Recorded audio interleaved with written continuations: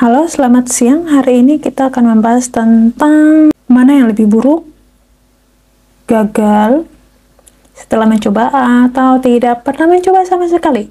Oke, kita menjawab pertanyaan ini. Saya akan membahas tentang hard truth dan sweet lies, mencoba dan gagal. Demikian juga tentang tidak pernah mencoba. Di video ini aku tidak ingin mengglorify sebuah ide positive thinking atau untuk pertumbuhan. Kenapa aku bilang demikian? Karena setiap keputusan ada resikonya, ada cost-nya. Dan setiap orang hanya menanggung cost yang sesuai dengan keputusan dan pilihannya.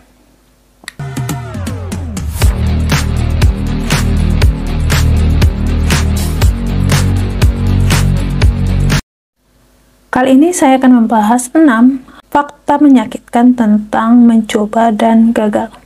Yang pertama adalah mencoba dan gagal akan memungkinkan kamu mengalami trauma. Bahkan saat kamu mencoba dan gagal dan mencoba lagi. Fakta kedua adalah mencoba dan gagal bisa memungkinkan kamu meragukan identitas dan kapasitasmu. Yang ketiga adalah mencoba dan gagal bisa kemungkinan besar membuatmu kehilangan uang, tenaga, dan waktu. Yang keempat, kesehatan mentalmu pun terganggu. Yang kelima, kamu tidak tahu kapan kamu akan sukses, dan kesuksesan tidak pernah terjadi dalam waktu semalam. Yang keenam adalah, kamu mungkin berpikir untuk mencoba satu hal, namun impact dari kegagalan tidak pernah hanya mencakup hal tersebut. Demikian juga jika kamu mencoba dan berhasil. Orang dengan mudah mengatakan kata-kata seperti ini. Jika nasi sudah jadi bubur, tinggal kasih kerupuk saja kan jadi bubur ayam. Tapi jangan lupa, saat kamu gagal, kamu hanya punya bubur.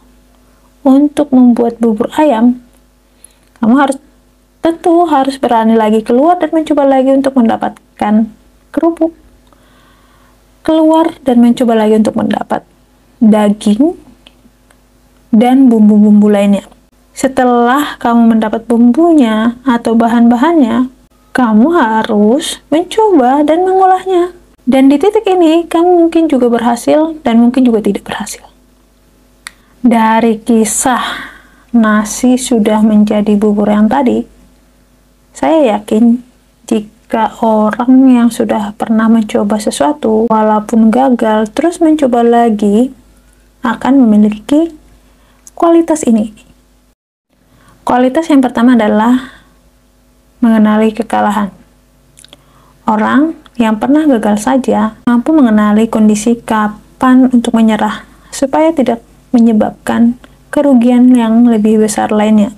Aku yakin skill ini perlu dilatih. Apakah keputusan ini karena adanya data atau karena intuisi, itu tidak menjadi masalah. Karena menurut saya, hanya orang yang berlatih dan bertandinglah yang lebih memahami kapan tinjunya mengenai angin atau mengenai lawan. Kualitas yang kedua adalah bounce back atau endurance. Satu hal yang harus kita terima dalam hidup ini adalah bahwa kita tidak punya kuasa atau kontrol terhadap masa lalu dan masa depan. Kita tidak bisa merubah masa lalu dan tidak bisa mengetahui masa depan secara pasti. Kita tidak bisa kembali ke masa lalu untuk merubah kisah kegagalan kita.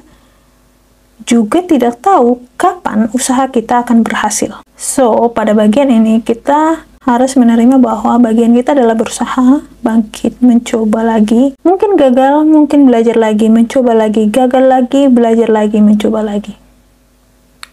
Kualitas yang ketiga adalah memiliki visi. Manusia dengan kemampuan belajarnya ditajamkan oleh kegagalan, visi, dan juga sistem yang mereka create atau tumbuh.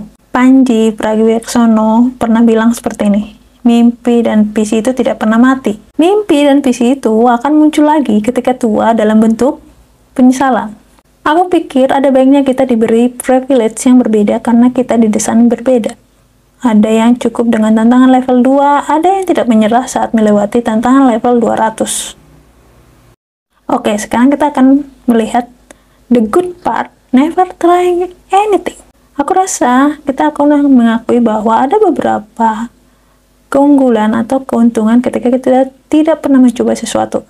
Keuntungannya adalah, yang pertama, kita bisa menghindari resiko gagal atau menghindari stres dengan alasan untuk menjaga mental health kita.